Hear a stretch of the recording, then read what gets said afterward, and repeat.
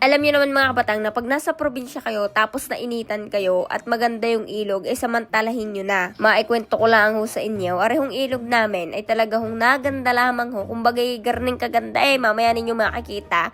Ngayon ho nagiging itsura pagkatapos ho ng bagyo. Pero ho pagkatapos ho ng bagyo ay ayan ho ay balik ho ulit sa pagkaigay. Kumbaga hindi ho giyong kalakasan ng tubig at giyong kaganda. Ay di, areho, yagyag ho ang buong pamilya. Kasama ko na naman ho ang aking pamangking aring kalbo. Ay siya, ulit ko lang ho ha, arehong aking bidyong aray.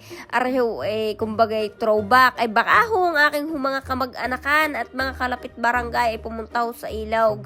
Ay tapos makakita ang ilog na hindi kagarni kaganday. Baka ho ako inyong babagay. Kaya ho pag ako garnay naglilipon ay kayo makikinig ng ayos. Sana at ng ang aking wintaw ay maintindihan ninyo ng malinaw. Talaga hong mabanas lang ho ang paglalakad at yun naman 5 minuto lang. Ay malapit-lapit lang naman kaya ninyong lakaray. Yun nga lang ho ay talagang kumbagay daos-usan yung daan daw. Kasama ko ho pala si Kulot. Ay si Kulot ho kung makikita ninyo ay malaki na ho.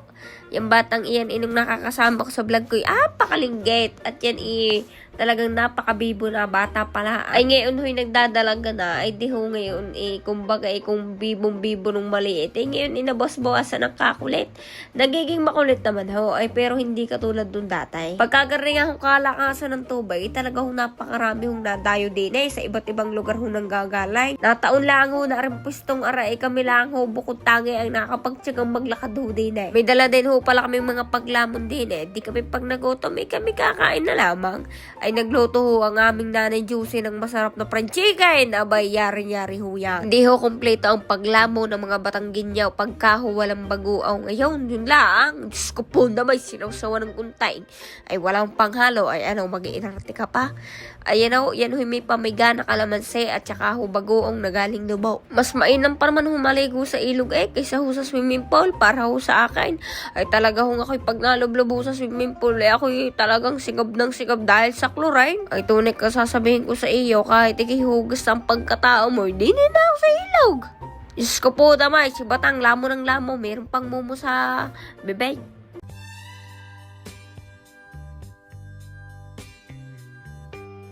Alam mo, kapag bumalik ako sa mga laalang pagkabata ko sa probinsya, parang kahapon lang lahat. Yung simpleng buhay, yung bang mga bagay dati, Madi, na hindi mo pinapansin pero ngayon, namimiss mo na. Madi, tuwing umaga, gigising ka sa tilaok ng manok at hindi sa alarm clock. Tapos paglabas pa ng bahay mo ay mararamdaman mo agad ang labigan ng simoy ng hangin at amoy na amoy mo ang halimuyak ng mga bulaklak at damo na basa dahil sa hamoga. Yung tipong hindi mo na kailangan magmadali. Dati, yung bang walang cellphone na hawak-hawakan, kundi pamalo lang ni nanay kapag late ka nang gumising. Tapos, didiretso ka na lang sa taniman o kaya sa bukid. Hindi pong mag-harvest ka na lang ng prutas o gulay mga kaibigan.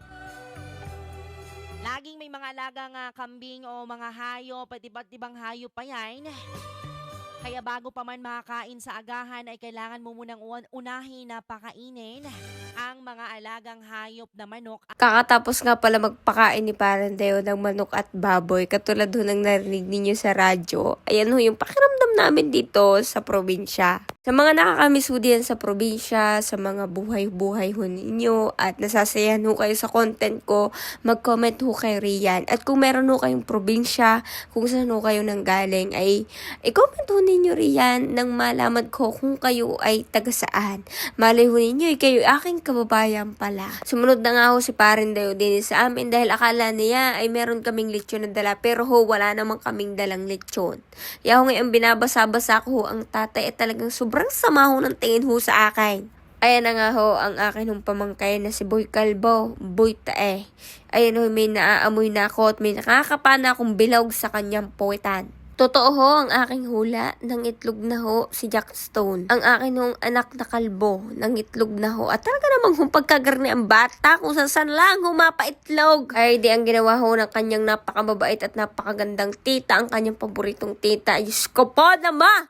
hinugasan ko ho ang kanyang puwet nang mawala ho ang kanyang mga itlog. Ay Diyos ko, piyaga ko ang batang aret, ayaw ho magpahugas ng puwet sa akin. Wag ho kayong mag-alala dahil ho ang kanyang itlog ay nalaglag na ho sa itaas. Wag nyo na rin hanapin at pasintabi ho sa lumalamon ay talagang pagkagar na nangyayari ay kailangan nyo hong maging matalinaw. Yang hong aking pamangkin na iyan ay umiiyak at takot ho sa tubig. Pagkagar ka naman pagkakalamay, ikaw ang bata, ay di, pulublob ka, di kayo iiyak rin. Tapos kami ng ulan, kaya uwi na kami. Uwi na, guys! Sa store. Pagka ho pumatak ang ambon, ulan ho, kami ho ay uuwi na niya. Matik na uuwi na ho kami sa bahay. Dahil ho, pagka ho sa ulo ay malakas ho ang ulan, delikado ho yan. Kaya ho, safety first ho tayo. Pagka ho mga ang ambon-ambon sa baba at ang kita ninyo'y kulimlim sa ibabaw ay kayo umuwi-uwi na. Baka kayo madala ng baha. Ayan, sa mga marites diyan, inuuwi ho namin. Lahat ng basura ho namin dito. Hindi ho kami nag-iiwan ng basura sa ilog. Katulad ng mga iniisip diyan ng mga nasa comment section na sinasabi nag-iiwan kami ng kalat. Diyos ko po nama! Hindi ho. Ano ho? Yan ho, ay inuuwi namin at kami namumulot pa kahit hindi ho aming basura. Ano yan? Tulak mo ka. Ba't kita itutulak? Basta tulak mo ka. Hindi ko inisip na wala ka. Sari-sari ho, si kulot dati, munti lang ngayon. Ako'y niloloko-loko na. Ayun mga kabatang, umuwi na ho kami din At kung nagustuhan ninyo ang vlog kong are, ay please like and share ninyo at i-comment ninyo kung tagasan kayo para alam ko kung nakarating kayo sa dulo ng aking video. Salamat po mga kabatang, mahal na mahal po namin kayo. Love you all, mops!